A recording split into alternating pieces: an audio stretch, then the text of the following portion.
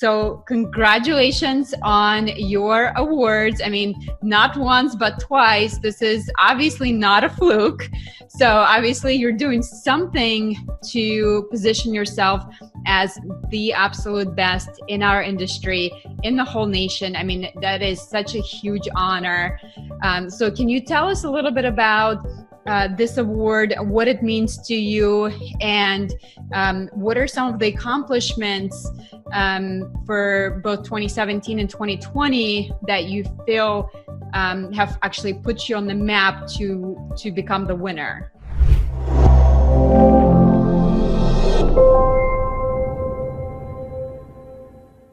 Well, hello and welcome everyone. Thank you so much for tuning in for another episode of the New Construction Marketing Podcast. I am your host, Anya Chrisanthon, and I am beyond excited to introduce my guest for today, Mahtty.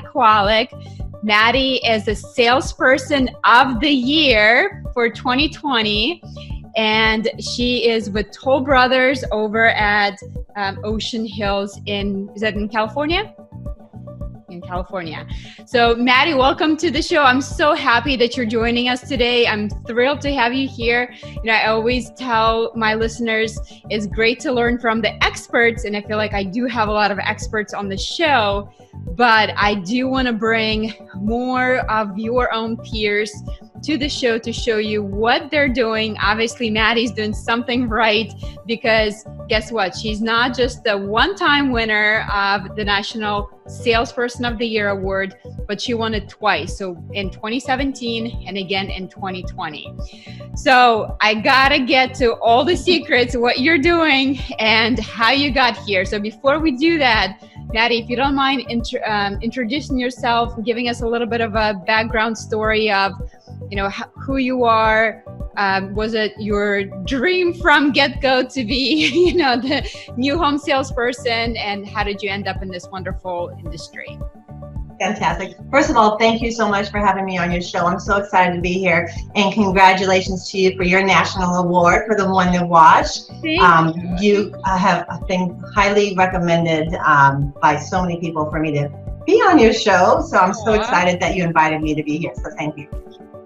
A little bit about me. I got my license when I was 20, and my dream was to build and design high-rises. So I was going to be the female Donald Trump. That was the goal. And I got into commercial real estate here in Newport Beach, California, and I was fortunate to work with 4 of the top brokers in the area here at RE/MAX. And that was probably the best training I could have gotten as a young person in real estate. Well, the market started to go downhill, and one of the brokers in the office said, why don't you go into new home sales? Because things are a little tough in the commercial world. And being young and having a little bit of an ego, I said, well, you know, I don't sell homes. I'm in commercial real estate now. And he said, but if you want to keep making money, you've got to make a shift and adjust with the marketplace. So he suggested that I go to real estate temps and try it out. And so I did. And the best part was when I interviewed with real estate temps, the wonderful, beautiful previous owner had mentioned to me that she didn't feel I had experience and that she wasn't going to hire me as a temp. And I said, well, what do you mean experience? I may not have grabbed a hammer and some nails and, you know, put a 2x4 up, but I know how to work with potential buyers. I know how to collect a deposit check from them, and I know how to process their paperwork. So I can do this. She giggled and she said, okay, let's give you a try. So I went to my first community and I was offered a job, and I didn't actually take that job. I interviewed with a different company, the Santa Margarita company with the Moisel family. And so I chose to take that position in Rancho Santa Margarita, and that was my very first new home community. And I absolutely fell in love with the industry. And I fell in love because the Sales and Marketing Council, the National Association of Home Builders, the Building Association, they all, I felt, completely embraced me. I know it's not all about me, but that's how I felt. They had so many courses, so many classes to offer. And I had a wonderful mentor that suggested that I take those courses. And I did, and it's what's shaped me. Mike Hickson had the Certified Sales Professional course, and I dove into that. I was able to meet Susan Highland and take her classes when she owned Highland Bay. She now owns Highland and Associates.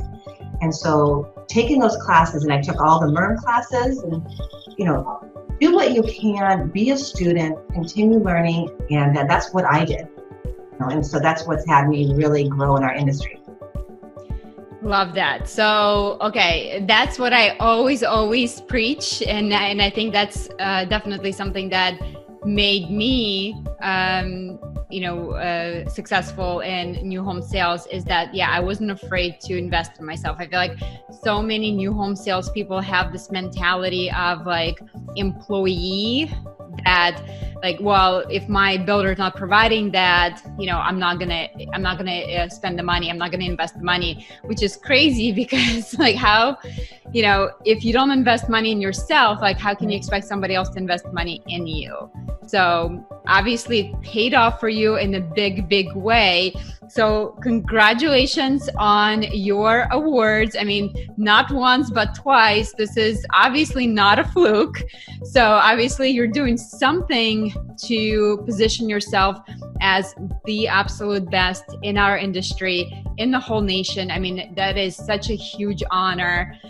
So can you tell us a little bit about this award, what it means to you, and what are some of the accomplishments for both 2017 and 2020 that you feel have actually put you on the map to become the winner? Great questions. Thank you so much for asking them. So I had stepped out of new home sales in 2000, and I thought that chapter was behind me. And I was back at RE/MAX and selling resale homes from about 2012 to the end of 2014 full time. Prior to that, I thought I was going to maybe get on the LPGA and become a professional golfer, and I quickly learned that wasn't going to happen. Although I love golf, but I gave it 2 years of playing 4 days a week, and I realized, okay, enough of the semi-retirement, and I decided to get into resale, and I absolutely loved it.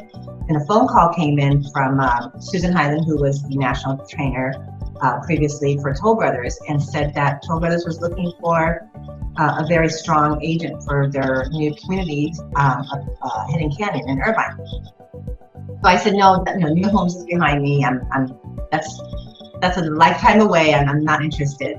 6 months later, received another phone call, and they said, just come out and meet us. And so I thought that was very kind of them, and I was encouraged by family members to go ahead and meet them. And so I went on site and met who's now our regional president, Seth Ring, and I met our division president, Brad Hare, and also one of our VPs, Tim Hill. And these 3 gentlemen were so phenomenal that I thought, you know what, I'm going to go ahead and get back into new home sales and give this community a try. They really want me to represent them and do a great job for them. And I think this is a challenge I want to take on. So while I was there in my first 30 days, they were expecting me to learn the software and learn the processes and start to do the dusty shoe walks and all that kind of good stuff, which I did, but I realized we didn't have DocuSign. We didn't have electronic signatures. And so I kind of raised my hand and said, hey guys, so I'm getting ready to prepare to sign agreement of sales, but I see that there's no electronic signatures. And they said, yeah, we kind of put it on the back shelf over the last 5 years. And I'm thinking, this is rather interesting. And I said, would you mind if I pick it up and try to implement DocuSign back into our company? And they said, well, aren't you still learning our software? And aren't you in the middle of dusty shoes? And I said, yeah, all that's covered. But I really need to be able to sign agreements electronically. So our regional president, who's now our West Coast COO, said, well, gosh, if you think you can do it, go for it. And so I teamed up with our legal department in the midst of opening a brand new community, hiring new staff, getting my own temps and getting my own team put together. Also dove in on the DocuSign part of it because I knew systems were critical and I had to set myself up for success. And that was a huge part of it. So luckily, Toll Brothers was open to it, and 6 months later, we rolled out DocuSign nationally for the whole company. So that was part of what was on my application for 2017. Oh my gosh. Okay, so technology. Obviously, I feel like, and you coming from resale market, from RE/MAX, that was probably one of the things that you noticed right away, is like how far behind home builders are with their tech, right? So that is, I hate to say that. It was just a little something that was missing.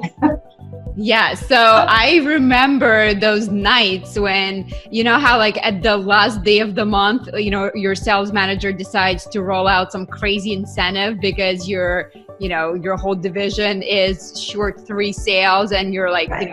Bombarding everyone with phone calls, email, text messages, like you gotta, sign today. Well, right. I remember those nights before DocuSign when I would literally be in my model home, like light, dark outside, like ordering pizza while I'm sitting there with my customers, literally going through all the paperwork, trying to get like all the signatures so that it counts, for that month, because, God forbid you right. miss one little initial or something somewhere. And then like remember coming home and it'd be like 11 o'clock at night and locking myself in my bathroom with like, whatever I had to eat and a glass of wine so I could chug it down to like help me fall asleep because you're so like wired up, from from the whole day. So, and oh my goodness. Yeah. So thank goodness for DocuSign. I absolutely love that software. So if you guys are not using DocuSign yet, and especially if your company is open to trying new technology, that one I highly recommend. So now with DocuSign, do you typically like to have a person still sitting in front of you going through the contract, or do you send it off? Because I think like that is a big thing. Like a lot of sales managers want you to have the person in front of you to go through it. So talk to us about that process, because I think that's a really important one. Sure. And that kind of leads into being a good listener and really reading people and knowing your clientele that's in front of you. If it's a younger generation, they're like, just send it to me. I got this. If maybe they're a more mature buyer, then right away, I suggest that they meet with me, not in a way that they're not going to understand how to do it themselves, but it's more of an invitation to be together, sit together, answer questions. There's some bullet points I'd like to cover with you. So if you're here with me, I think that would really be great. So I'd more introduce it in the sense of just getting together, not that, hey, I don't think you can understand this, so why don't you meet me? It's all in the delivery. Yes, absolutely. Now, when you do it remotely with people, do you generally go through the contract a little bit, like saying, okay, you may get stuck here, or you may get stuck there, or pay attention to this? Or do you just say, okay, if you have any questions, let me know? What's the best practice with that? Okay, so first of all, I am going to assume that every sales associate, every sales assistant, not just the sales manager, reads every document inside and out. I can tell you there's been a handful of times with various builders when I have read the agreement of sale and I have found typos. So not just that maybe it's written great, however there's typos in it and it's not making sense. And things like that are going to happen, but you're never going to know unless you actually read it and redline it and give it back to the legal department.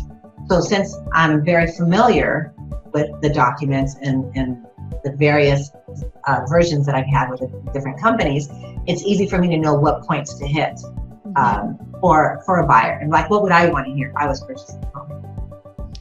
Love that. So you guys, if you're not familiar with your agreement of sale inside and out, I would absolutely get familiar with it, and maybe even create a little cheat sheet. We have something like that on resale side, where it's like Consumer's Guide to Sale Agreement, I think it's called. Mm-hmm. So maybe you can create something similar for your own agreement of sale, and basically think about it. If you were a consumer and say for whatever reason you couldn't be together, that's something you could maybe send off as an email to say, hey, wanted to make sure that you fully understand the terms of agreement, and here are some major points to cover. and break it down, break it down in a way that, a third grader would understand it. Right. And it's going to have a lot of legal jargon in it. And some of that legal jargon can be scary for customers when they read it. And so this is a way for you to really break it down for them, help them understand how it benefits not only the builder, but hopefully the consumer as well. So, okay, so I love that. Absolutely. I'm going to just say a couple things about that. I've been completely blessed where I've had the best mentors from day one. And with the coaching I have received early on when I first got in the business, I would take an agreement of sale and I would highlight the areas and I would go page by page with them. So as they turn a page, I turn a page.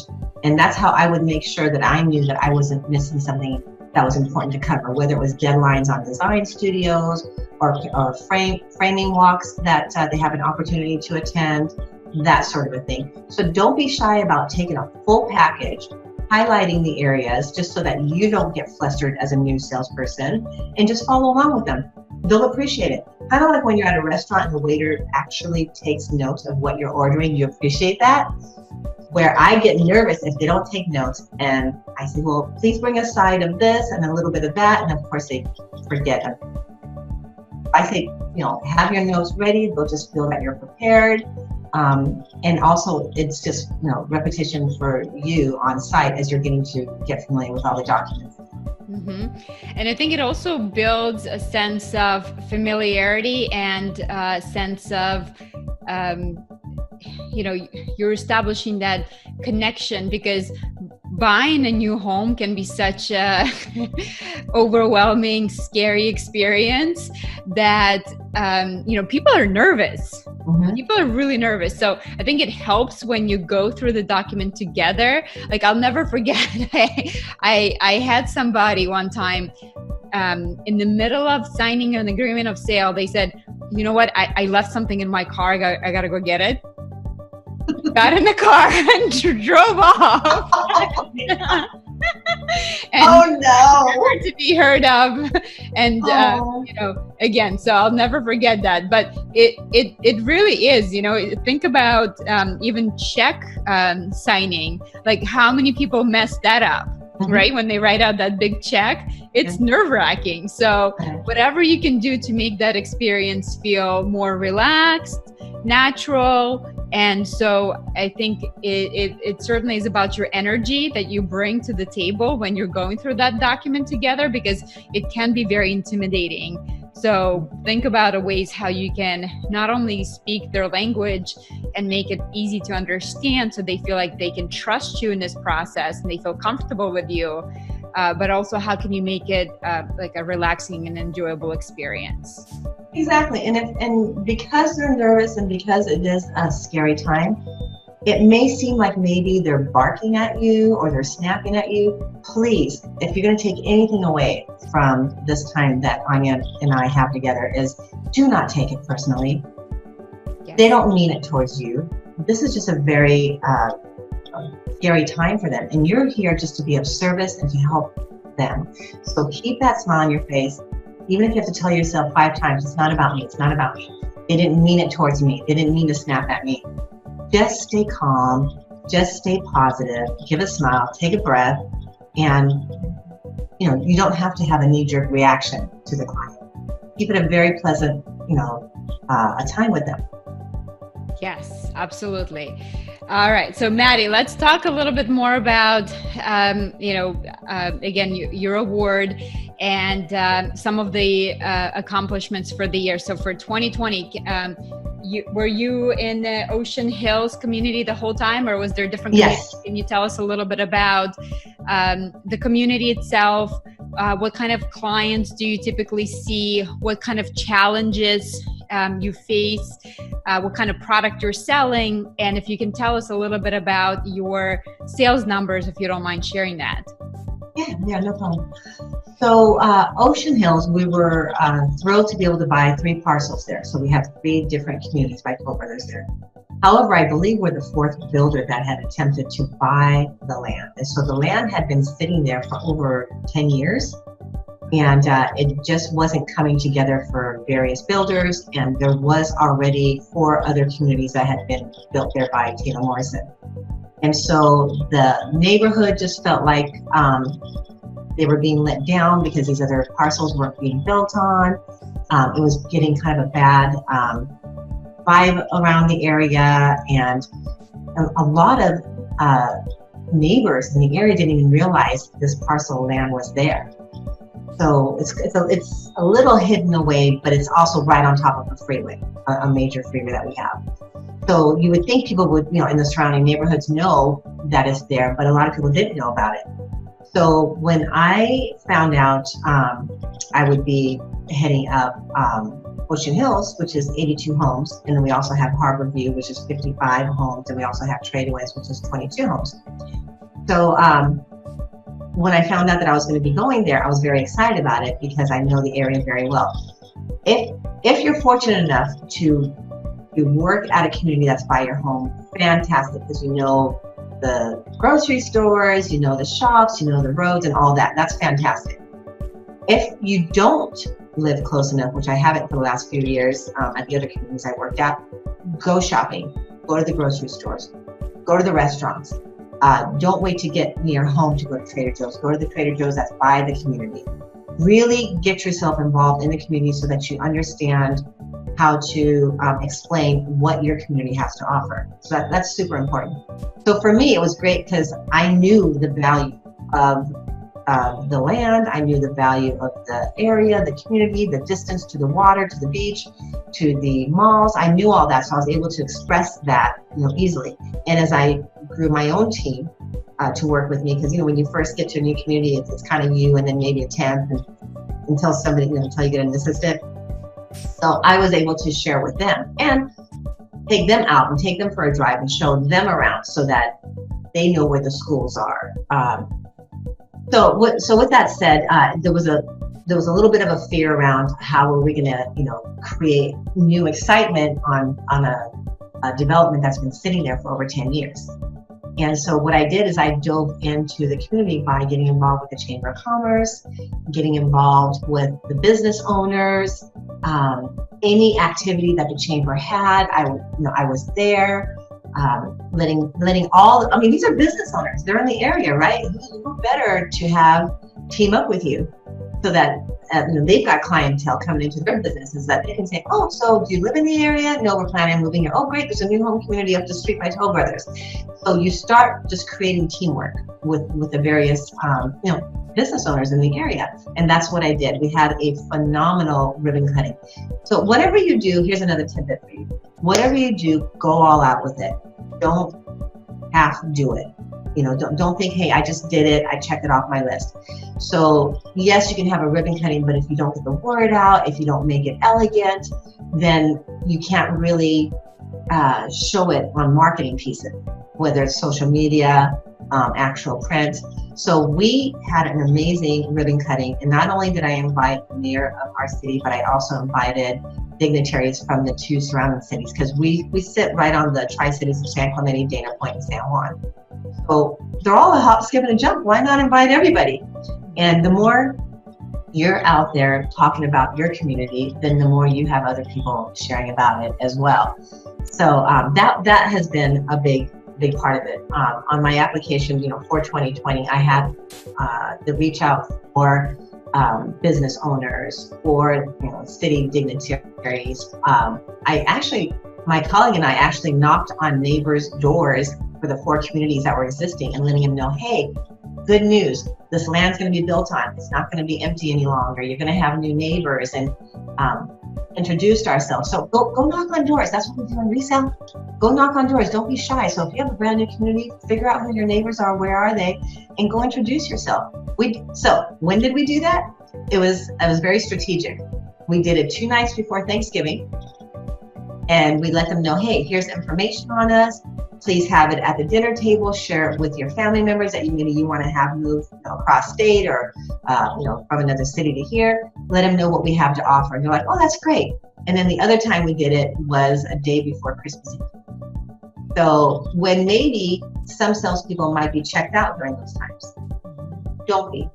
get out there, and knock on those doors during the holidays, because that's when families are getting together, and that's when everyone's in a good mood as well. So that was my application as well, reaching out to the current owners. So just different avenues that you can take to just be out in the neighborhood. Yes, so I love all this. Okay, so if you guys are struggling with traffic generating ideas, so Maddie just gave you a few different ones. So one, shop where you sell, right? Go out to lunch.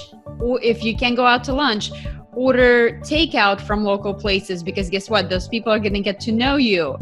If you're dropping off your dry cleaning, use a local place. Because guess what? When those business owners are seeing you, you naturally start a conversation, especially if you have your name tag while you're at it. Always. Right? It's so easy. And then next thing you know, hey, I've been dropping off my dry cleaning here so often. Like, would you mind if I left a flyer here? Yeah. They're going to be much more likely to say yes. Love the idea of being involved with local chamber of commerce. Pretty much every single town, place will have something. And again, what better way to get other people to know you than local business owners, right? Business owners know a lot of people, so they're going to be sharing your information. Door knocking. Just to jump in for just a second. These local business owners live in the area. They already know your school. So if you're sitting there thinking maybe, well, my school district isn't very, it's not one of the top rated schools or what have you. Well, then don't try and drag, traffic from an area that has top schools, because they're not going to want to be there. So focus on your own little pond, your own little pool. These are people that already love the schools. They already live here. Go after them. Love that.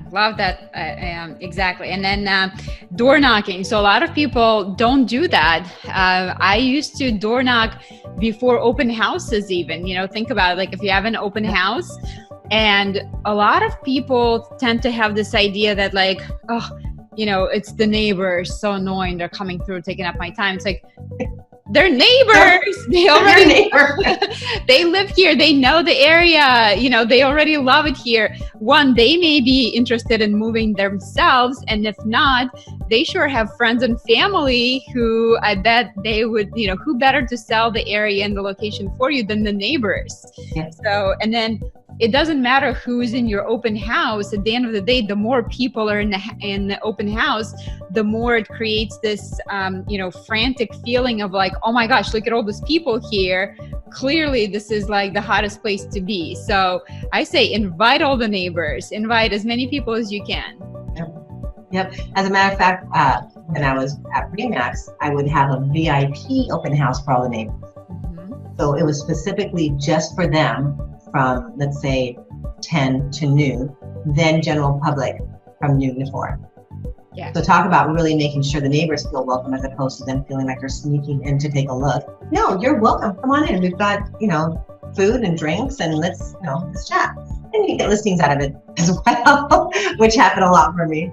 Yeah, of course. And, if you're thinking like, oh, well, listings are not good to me, think about, again, your realtor relationships, right? Maybe if that neighbor is like, oh, I'm thinking about moving, well, maybe introduce them to some of your top realtors that you're working with. I mean, Absolutely. Your realtors would love you for that.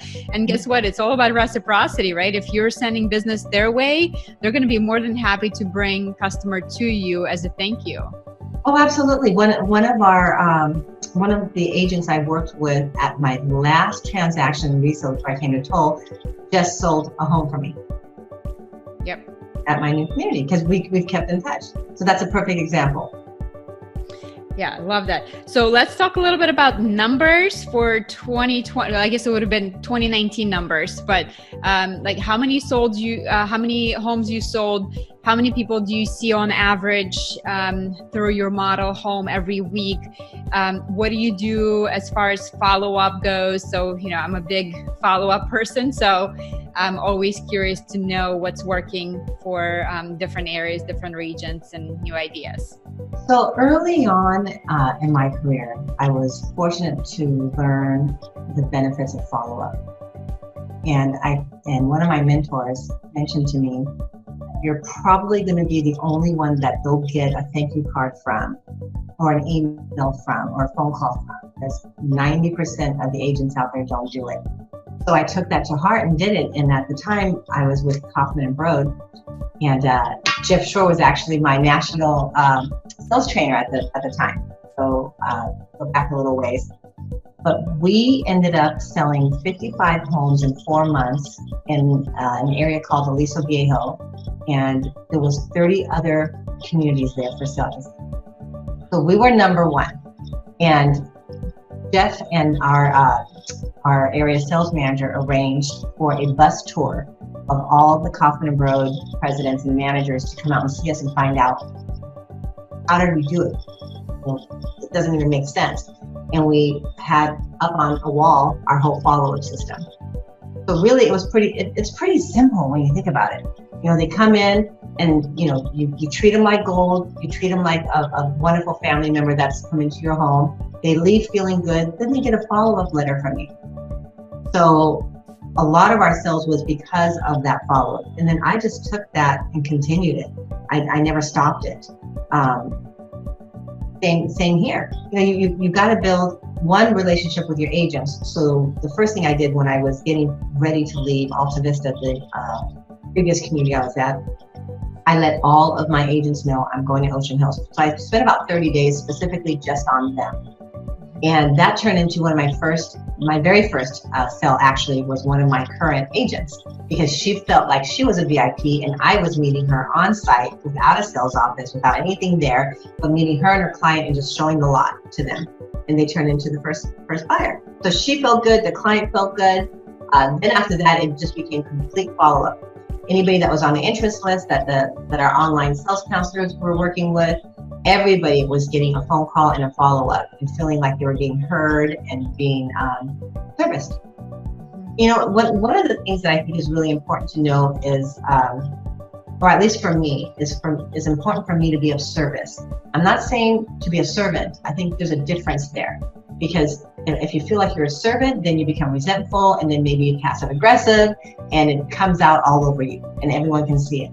But when you're of service, just to give for the sake of giving, just to serve for the sake of serving, it comes back to you, because people can see it and feel it, and they don't really know what the magic is, but they know they want to work with you. So if you can, as far as balance goes, just differentiate between service and servant, I think that may be very beneficial for, you know, those people out there, because it's helped me a lot. Love this. Okay, so many little things to unpack here. So first you say, okay, 90% of agents don't follow up. Like, so many don't follow up, it's crazy. So if you follow up, that's already gonna make you stand like apart from all these other people. And then, so how do you personally stay on top of it? Because it's easy to follow up once. You know, it's a little bit less easier to follow up twice, 3 times. And we know that majority of sales actually takes place after the 5th follow-up. Between the 5th and the 12th is what the 80% of all conversions. So do you have specific systems that you use to keep on top of that follow-up? Like, how do you, I'm sure there's a lot of balls in the air that you have to take care of, and a lot of, you know, emergencies, and obviously you're building some really expensive homes for some very important clients, and you know, you want to service them first, but how do you not lose track of your prospects? Again, I'm a systems girl, so yes, I'm a salesperson, and I have, you know, as far as the personality charts go, I'm yellow, heart red. But definitely I'm analytical too. So I think when all that comes together, it's a really good combination. When I was preparing to leave Alta Vista to come to Ocean Hills, my numbers ended at 309 million for the community. Wow. And so we were a huge ship that was moving very fast. So I had to make sure the team that we had put together at my previous community also didn't feel overwhelmed, and that they had systems in place as well. So I created a form that I actually posted on the NAHB Facebook page for anyone that wanted to use it. And it kind of just became a little scorecard, a little game. And you got a point for greeting, you got a point for demonstrating the models, you got a point for taking them out on site. You got X amount of points for follow-up email. You got X amount of points then for a follow-up phone call. So all of that starts to add up. And we had a lull for a time of, I think, really no sales for several weeks. And it was getting a little nerve-wracking for everybody. Once we implemented that, all of a sudden we had 12 sales, I want to say in 6 weeks, and which actually helped our team win a contest within our division. So, it's not that they didn't know what to do, but once they had it on a little form and they were able to check it off, make their side notes on it, again, the magic just happens. Yes, isn't it amazing that activity breeds activity? Like, it's so true, right? So follow-up really works. And yeah, taking people out and showing them a home site. Like, I think when you're in that spot where you haven't had a sale in a couple of weeks, you almost get like complacent because you feel like, oh my gosh, like it's not going to happen. You start to feel that way. And then when somebody comes in, you're almost not as motivated to get out of your seat, just because it's like, at this point, you're kind of like, ugh. And so I think it's great that you implemented this game. Would you be able to share that with us? Absolutely, yeah. Okay, awesome. I'd love to share that. Send it to me. I'll link that in the show notes so that we can always play that game and get our own sales numbers up. Love that idea. Absolutely. And sorry, go ahead. So one thing that Susan Hyland had taught me back when I first started in the industry was to be happy with the no's that you get. So if you're in a community that the clients are coming in, they're just saying no, one after another, just put 20 paper clips in your pocket, and for every no that you get, move it over, because it's a numbers game. And just graciously thank them for their time and know that you're now one more closer to a yes, and now another closer to a yes. That'll also help keep your energy up as well. If you get a chance, Quint did an interview after I won the 2017. He caught me outside. So if you get a chance, you can Google Quint Mahtty, and there's a great interview that talks about this, the 20 paper clips, and because it's easy to feel deflated and to feel like, oh gosh, I'm not getting good traffic, and then somebody really good comes in and it's still on your face, and then they'll be able to read that. Yes. And you guys, I'll be sure to link that interview in the show notes as well, so you can check that out. Yeah, he always catches you like right as you come out, and like literally every time I watch my interview, I'm like, oh my God, I can't believe I even held it together. I was literally physically shaking because it's like, oh my goodness. No, you're fabulous. Thank you. Okay, so I love that every single no gets you closer to a yes, which is true. So part of that is not being afraid to ask, right? If you don't ask for that sale, you're not going to get to the no, which, it's better to get to the no than not no. Yep. The saying goes, if you play basketball and you don't take a shot, you have a 100% chance you're not going to make it in. But if you at least take the shot, you have a 50% chance. Yes, absolutely. Of making it. And Mahtty, sounds like you've also spent some time developing those relationships with your agents. So do you have like a circle of agents that you try to get to know on a personal level, or what's your best practice with a relationship with brokers? Absolutely. It's critical, and it comes back to teamwork. And on LinkedIn, I wrote an article about where I use an octopus as a metaphor for teamwork. And so one day I was watching TV, and they were showing these wonderful clips about life underwater, and they talked about an octopus with 8 tentacles. And each tentacle has a brain on it, and each tentacle can work independently, open a jar, grab a pencil, what have you. But it's not going to hit the other tentacle on top of the head because it's still one unit, right? So when I've trained my team members that have worked with me at various communities, I let them know you don't have to have all the answers. You don't have to have all the answers, and you don't either. We're all here to support each other. So don't feel silly. Go to the other person. We're one octopus here to help each other, not to make the other feel bad or insecure or pop the other one over the head, right? And so all of a sudden that takes a lot of pressure and weight off of one's back. So when I call the realtors or I go and meet with them, I let them know, you don't have to know everything about my community. You don't even have to know anything. All you got to know is it's gorgeous. Let me take you over there. Maddie and her team are going to explain everything. That takes a lot of pressure off of them because they're thinking, how am I going to go and be the expert at Ocean Hills or the various communities? So once that's explained to them and they realize, okay, we're a team, we got you. We'll take care of you. We'll explain everything, but we won't do it in a way that is going to demean you. It's going to be, thank you so much for bringing them in. If it's okay with you, I'm just going to take a moment and explain to your client what we have here. And they're like, fantastic, love it. So the realtors always feel really, really comfortable working with our team.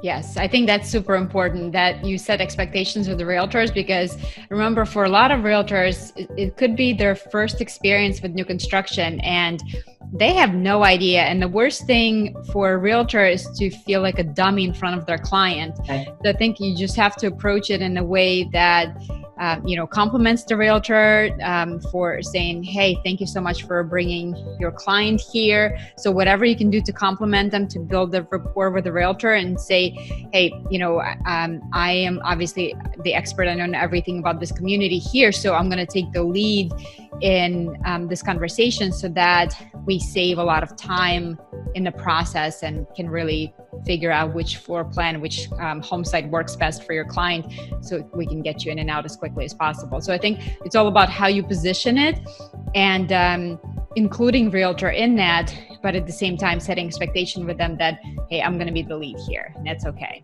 Yes, and also to add to what you're saying is don't jump in while the other realtor is talking to their client. Let them have their time. And even if they repeat what you said, or it might even be a little bit incorrect, don't embarrass the realtor. Here's a tidbit for you guys. Be a great listener.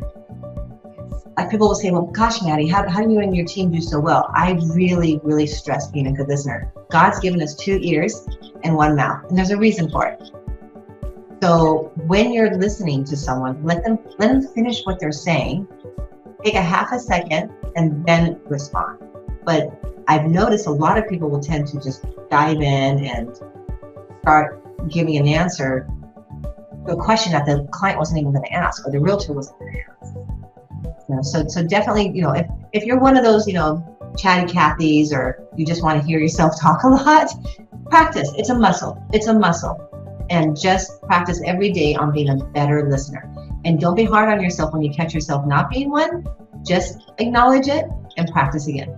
Mm-hmm. Yes, I think it's so important. A lot of people think like an extrovert makes a great salesperson, but I think a lot of introverts make really good salespeople, and it's because it's so important to take in and listen more than you talk. Because when you listen and you talk less, you can actually understand your client